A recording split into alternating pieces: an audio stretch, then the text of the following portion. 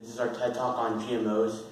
GMO stands for genetically modified organism, which refers to any plants or animals that have been altered for any purpose, really. In this case, we're going to be mainly focusing on plants.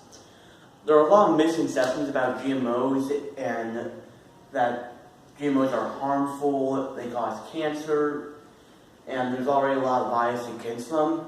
I'm here to explain to you why those theories are wrong and why GMOs are a safe and effective alternative to normally grown crops. There have been a lot of studies recently trying to prove GMOs as cancer-inducing, disease-riddling, but most of these studies, first of all, are done on rats, not humans, or even chimpanzees, which rats did develop cancers in the studies. However, rats on themselves are 3 to 5 times as likely as humans to develop cancer, meaning there has been no proven link between GMOs causing cancer in humans yet. Secondly, GMOs are a perfectly safe crop, and they have many helpful benefits to them, such as they are very resistant to heat, cold, pests, meaning we don't have to spray them with insecticides that can poison people, and make me more nutritional. A prime example of this is golden rice. Golden rice was a project in Southeast Asia to engineer a genetically modified rice crop, which could not only provide a lot of fruit, but could also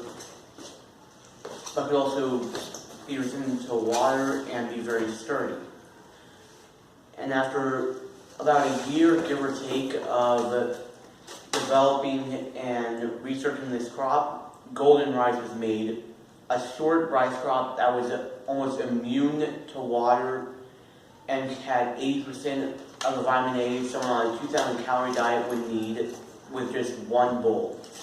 This means that over 20 million men, women, and children in Southeast Asia and Africa have been saved from blindness simply because of one GMO crop. And if one GMO crop can do all this, just imagine what might be to come with 5 or even 10, which that's very close on the horizon. And I can see that in the near future. Now, back to the point about GMOs being targeted. First of all, I would like to define a key term, which is a monopoly. A monopoly is when one person or group has almost complete control over one economic resource or area. In this case, the company Monsanto has control over 95% of all GMO crops, which, in my opinion, would definitely constitute as a monopoly. The U.S. government has never supported monopolies, and in the past have tried to and successfully broken monopolies apart.